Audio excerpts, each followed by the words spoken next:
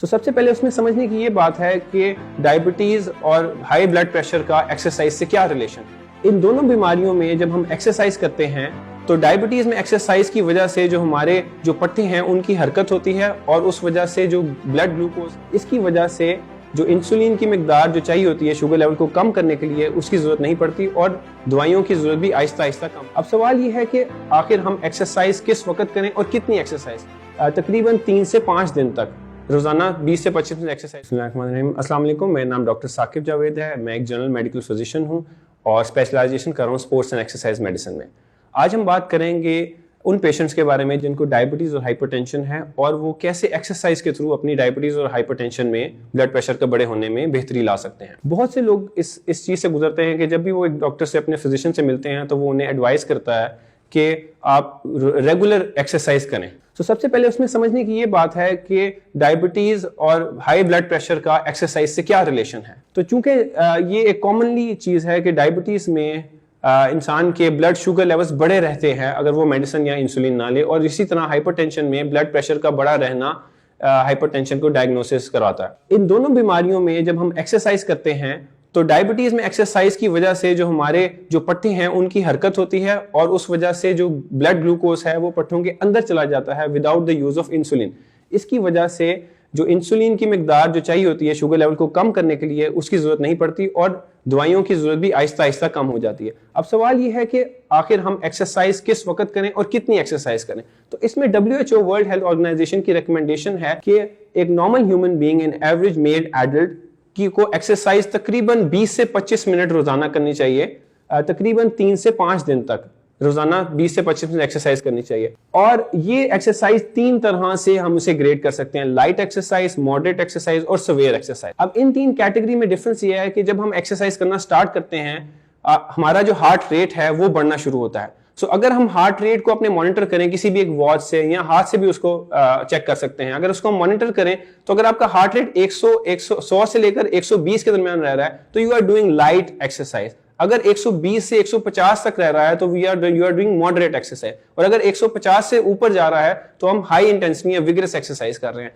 तो एक डायबिटीज और हाइपरटेंशन के पेशेंट्स के लिए लाइट टू मॉडरेट एक्सरसाइज ही रिकमेंडेड होती है, जिसमें आप नॉर्मली वॉक करते हैं स्टार्ट वार्म अप के लिए और उसके बाद ब्रिस्क वॉकिंग करते हैं, मतलब तेज चलने को एडवाइस किया जाता है तकरीबन 20 से 25 मिनट रोजाना on an average of 3 to 5 days। अच्छा, इसमें जो गाइडलाइंस रिकमेंड करती हैं कि the walk could be at any point of time, मतलब इसमें जरूरी नहीं है कि आप अर्ली मॉर्निंग या सनसेट के वक्त वॉक करें। इसमें आप किसी भी दौरान वॉक कर सकते हैं। इसमें कोई ऐसा कंडीशन नहीं है कि किसी खास वक्त वॉक करना है, क्योंकि इसमें जो हमें बेनिफिट्स मिलते हैं एक्सरसाइज के वो किसी भी टाइम ऑफ द डे पे अगर हम वॉक करें तो हम वो बेनिफिट्स शुगर पेशेंट्स के लिए और blood pressure high blood pressure के पेशेंट्स के लिए वो हम अचीव कर सकते हैं। अब एक और क्वेश्चन आता है कि आखिर इसका फर्क हमें कैसे महसूस होगा कि अगर हम एक्सरसाइज रेगुलर करते हैं तो what difference do we feel on our disease status.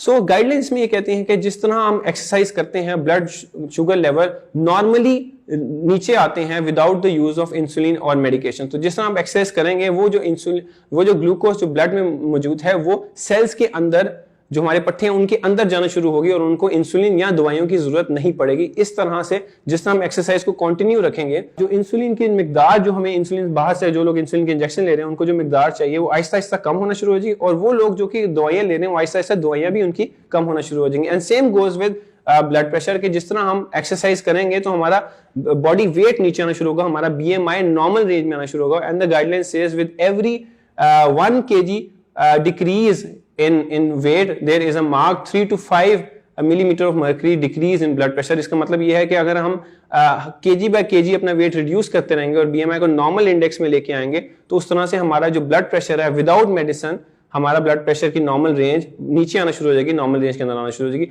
तो ये 2 मेन फायदे हैं जो कि ब्लड प्रेशर और जो शुगर के पेशेंट्स हैं उनको अवेल करने चाहिए। अच्छा, इसमें एडिशनल बात यह है कि जो इसका फूड एक्सरसाइज का फूड के साथ रिलेशन क्या है। इसमें डॉक्टर्स हम ये रिकमेंड करते हैं कि the exercise should be at least half an hour to 1 hour after the meal.